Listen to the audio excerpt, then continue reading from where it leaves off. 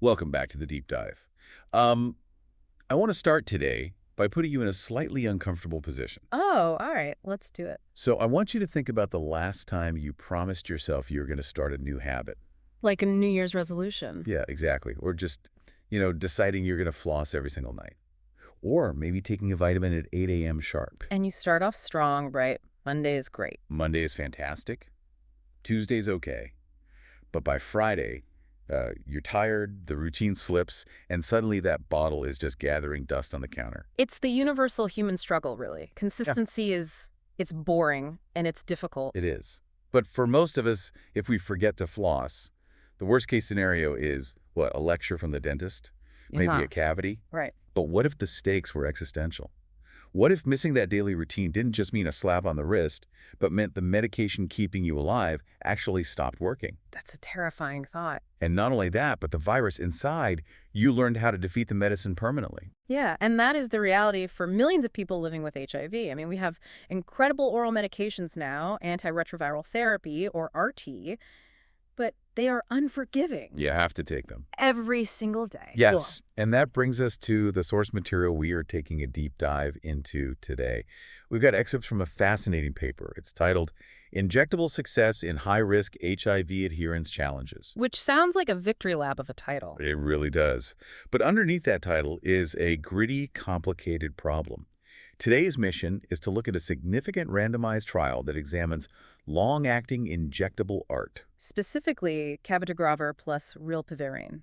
Right, for people who historically struggle with adherence to oral pills.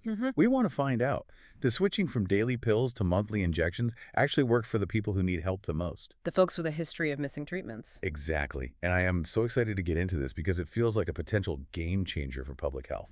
It absolutely is. We are going to look at the data, the methodology, and the specific results that actually led researchers to stop this trial early. The scientific mercy rule. I love when that happens.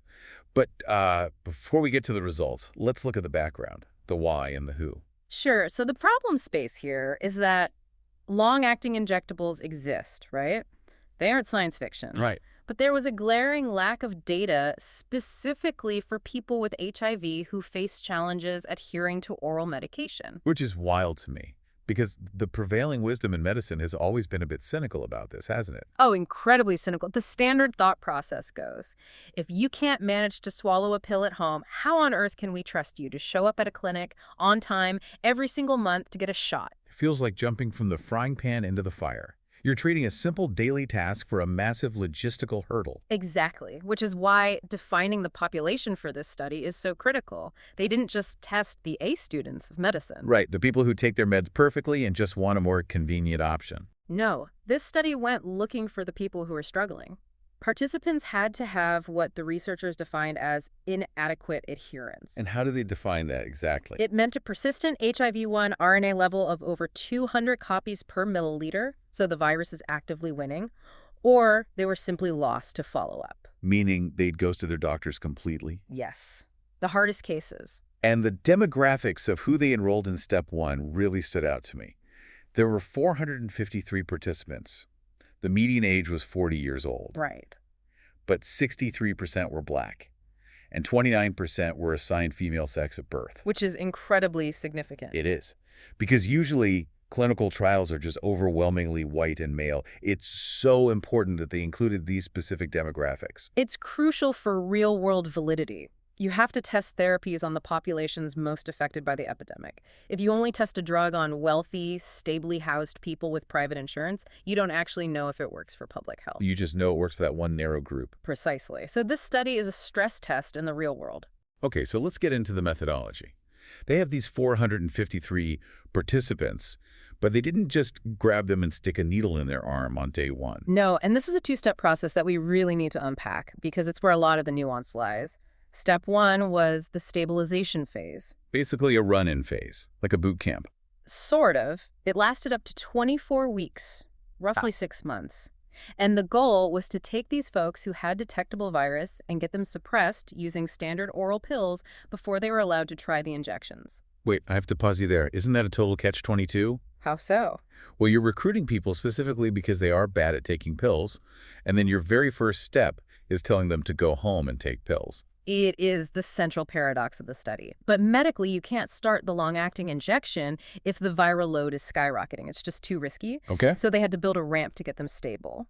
And to help people climb that ramp, they offered a lot of support. Adherence support, standard oral RT, and crucially conditional economic incentives. They paid them. They paid them, yes. Okay, I can hear the skeptics right now yelling at their speakers. Of course, the study worked. They paid people to take their medicine. Doesn't that cook the books a little bit? It's a valid critique to bring up, but you have to look at the structure. The money was modest, and it was only for step 1. It was used to jumpstart the habit. To get them to the starting line. Exactly.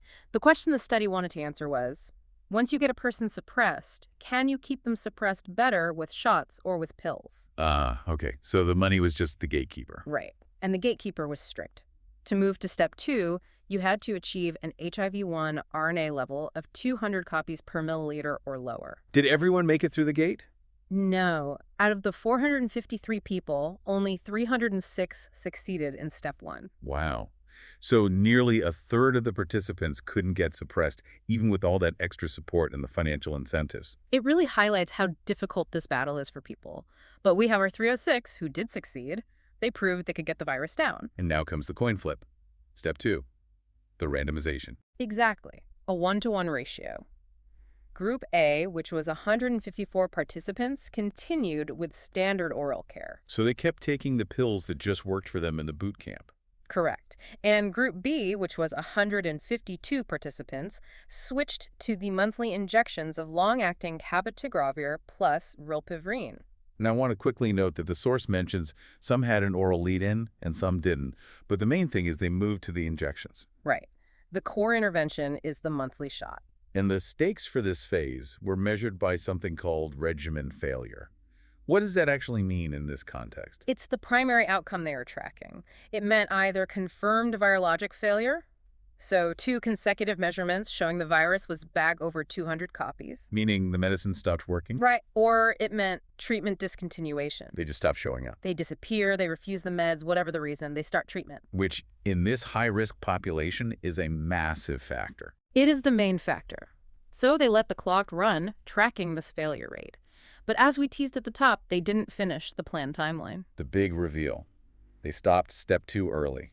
The Data and Safety Monitoring Board stepped in and halted the randomization. Why? Because the results were just that clear. They showed overwhelming superiority of the injectable method. The gap between the 2 groups was just too large to ignore ethically.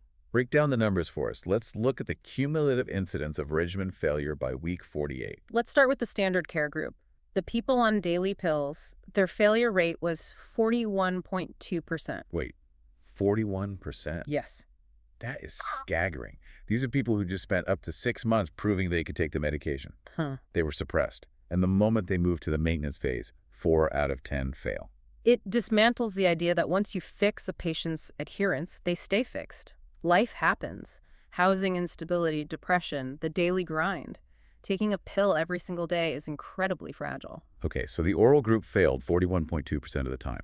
How did the injectable group do? Their failure rate was 22.8%. That is huge. 22.8% versus 41.2%. It's a difference of negative 18.4 percentage points.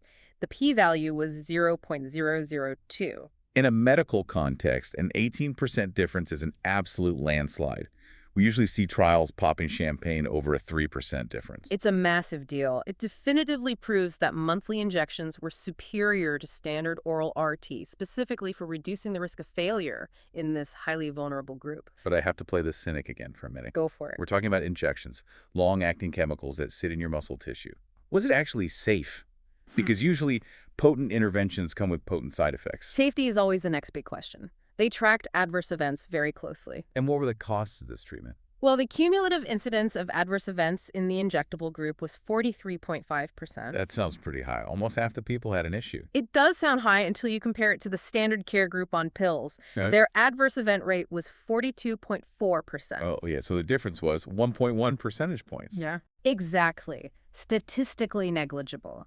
The injections were just as safe as the oral pills. Okay, so safety isn't the barrier. But what about resistance? This is the nuance I hear about all the time with long-acting drugs. The resistance risk, yes. Because if you miss a daily pill, The drug clears your system fast. But if you miss a monthly injection, the drug level drops super slowly, right? That's right. It creates a period where there's enough drug in your system to annoy the virus, but not enough to kill it. Which sounds like the perfect training ground for the virus to mutate and become resistant. It's the perfect evolutionary pressure cooker. It was the biggest fear heading into this study. If these historically non-adherent patients miss their monthly shots, are we going to create a wave of super-resistant HIV? And what did the data show? Did the virus adapt? Resistance-associated mutations developed in exactly 2 participants with confirmed virologic failure in the injectable group. 2 people. Yeah. Out of 152. And in the standard oral care group. Don't tell me. Exactly 2 participants. Wow. So the risk was completely balanced. It was. This finding is profound because it dispels the fear that injectables inherently lead to higher resistance in non-adherent patients. The nightmare scenarios simply didn't materialize. That has to be a huge relief for doctors. You don't have to be terrified of prescribing this to someone who might miss an appointment. It changes the calculus entirely. So to summarize the core finding here, Mm-hmm. for people with HIV who struggle with daily pills, getting stabilized, and then switching to monthly injections of Cabotegravir and Rilpivirine significantly reduce treatment failure compared to staying on pills. By a massive margin. The implications of this are just so powerful for you listening. It shows that medical flexibility, having the option of monthly versus daily, can literally be the difference between treatment success and failure. It's about designing treatments that fit into messy human lives, rather than demanding humans become perfect patients. Perfectly said. But before we wrap up, I want to leave you with a final, provocative thought derived from how this study was designed. Oh, I know where you're going with this. We talked about those conditional economic incentives during step 1, the stabilization phase. Right, paying people to help them get suppressed. Exactly. While the monthly injections undeniably work to keep people stable, it really raises a bigger question about our healthcare system. How much of health success is actually about the medicine itself, and how much is about the support systems we build around the patient to get them to the starting line? It's a brilliant question. The injection is incredible technology, but without the financial and social scaffolding to get the viral load down first, the technology couldn't be deployed. Right. It forces you to wonder, if we invested as much in the human infrastructure, like financial incentives or housing support, as we do in the molecular chemistry, what other unsolvable adherence problems could we fix? Something to mull over. Definitely. Well, thank you so much for breaking down this trial with me. It was a pleasure to be here. And thank you for joining us on this deep dive. We'll be back next time with another stack of source material to explore. Hey. Take care of yourselves. And hey, maybe go floss tonight.